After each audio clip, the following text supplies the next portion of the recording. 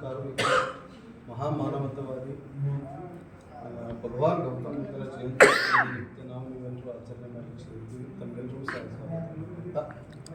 ಬಂಧುಗಳೇ, ತಮಗೆಲ್ಲ ಗೊತ್ತಿರುವ ಹಾಗೆ ಭಾರತ ಏನಾದರೂ ಇವತ್ತು ಜಗತ್ತಿನ ಅನೇಕ ರಾಷ್ಟ್ರಗಳಲ್ಲಿ ಗುರುತಿಸ್ಕೋತೈತಿ ಅಂದರೆ ಅದಕ್ಕೆ ಮೊದಲ ಕಾರಣ ಗೌತಮ ಬುದ್ಧ. ಇದೇ ನಮ್ಮ ಪ್ರಧಾನಮಂತ್ರಿ ನರೇಂದ್ರ ಮೋದಿ ಅವರು ಹೋಗ್ತಾರೆ, ಯಾರೋ ಗೌತಮ್ ಅದಾನಿ ಅದಾರಲ್ಲ ಅವರೆಲ್ಲ ಹೋಗ್ತಾರೆ. I am from land of Buddha ಅಂದ್ರೆ ನಾನು ಬುದ್ಧನ ನಾಡಿನಿಂದ ಬಂದಿದ್ದೀನಿ.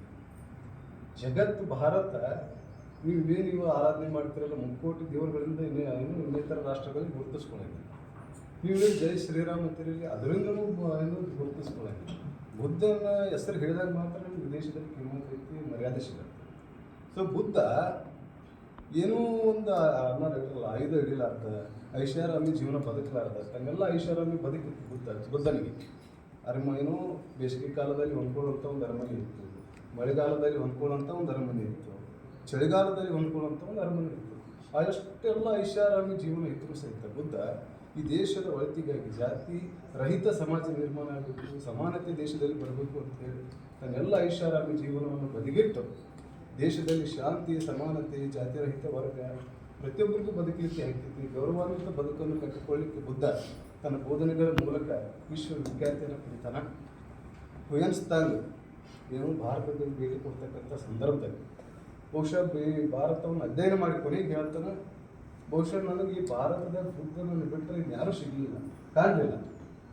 ಜಗತ್ತಿನಲ್ಲಿ ಏನು ಅನೇಕ ವಿದ್ವಾಂಸರು ಬರ್ತಾರಲ್ಲ ಅವರೆಲ್ಲರೂ ಸಹ ಬಂದಿದ್ದು ಭಾರತದಲ್ಲಿರ್ತಕ್ಕಂಥ ಬೌದ್ಧ ಧರ್ಮವನ್ನು ಅಧ್ಯಯನ ಮಾಡಲಿಕ್ಕೆ. ತಮಗೆಲ್ಲ ಗೊತ್ತಿರಲಿ, ಏನು ಅಶೋಕ ಚಕ್ರವರ್ತಿ ಕಲಿಂಗ ಯುದ್ಧವನ್ನು ಮಾಡ್ತಾನೆ, ರಕ್ತ ಕ್ರಾಂತಿಯನ್ನು ಮಾಡ್ತಾನೆ. ಏನಾದರೂ 10 ಲಕ್ಷ ಜನರನ್ನು ಕೊಂದು ಮನ ಪರಿವರ್ತನೆ ಆಗ್ತಕ್ಕಂದ್ರೆ ಬುದ್ಧನ ಒಂದು ಆದರ್ಶಗಳೇ ಕಾರಣ. ತನ್ನಿಬ್ಬರು ಮಕ್ಕಳನ್ನು ಸಹಿತ ವಿದೇಶಕ್ಕೆ ಕಲಿಸಿ ಬೌದ್ಧ ಧರ್ಮ ಪ್ರಚಾರ ಮಾಡಿಸ್ತಾರೆ.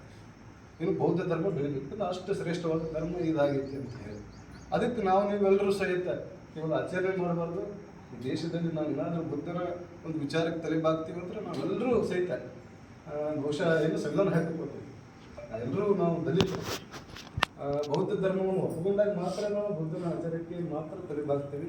ಸುಮ್ಮನೆ ನಾವು ಮಾತಾಡೋದು ಬೇಡ, ಆಡೋದು ಬೇಡ. ಬೌದ್ಧ ಧರ್ಮವನ್ನು ನಿಜ ಜೀವನದಲ್ಲಿ ನಾವು ಅಳವಡಿಸ್ಕೊಳ್ಬೇಕು. ಯಾಕಂದ್ರೆ ಬಾಬಾ ಸಾಹೇಬ್ ಅಂಬೇಡ್ಕರ್ ಅವರ ಆಶೀರ್ವಾದ ಆಗಿತ್ತು, ನನ್ನ ಜನ ನನ್ನ ನಂತರ ಬೌದ್ಧ ಧರ್ಮ ಬರಬೇಕು ಅಂತೇಳಿ ಬಾಬಾ ಸಾಹೇಬ್ 1956 ಅಕ್ಟೋಬರ್ 14 ಏನು ಬೌದ್ಧ ಧರ್ಮ ಸೇರ್ತಾರಲ್ಲ, ಜಗತ್ತಿನ ಎರಡನೇ ಒಂದು ಗೌತಮ್ ಬುದ್ಧ ಯಾರಿಗೆ ಎತ್ತಿಕೊಂಡ್ರೆ ಅಂಬೇಡ್ಕರ್ ಅವ್ರಿಗೆ. ಯಾಕಂದ್ರೆ 1956 ನಂತರವೇ ಬುದ್ಧನ ಬಗ್ಗೆ ಅತಿ ಹೆಚ್ಚು ವಿಶೇಷವಾಗಿ ಸಂಶೋಧನೆಗಳು ಸ್ಟಾರ್ಟ್ ಆಗ್ತವೆ. ಯಾಕಂದ್ರೆ ಬಾಬಾ ಸಾಹೇಬ್ ಅಂತ ದೊಡ್ಡ ಮೇಧಾವಿ ಧರ್ಮಕ್ಕೆ ಹೋಗ್ತಾನಲ್ಲಪ್ಪ ಅಂತ ಹೇಳಿ ಏನಿದೆ ಬೌದ್ಧ ಧರ್ಮದ ಅಂತ ಹೇಳಿ ಇನ್ನೂ ಸ್ಟಾರ್ಟ್ ಆಗ್ತಾವೆ ಅಧ್ಯಯನ ಮಾಡಲಿಕ್ಕೆ.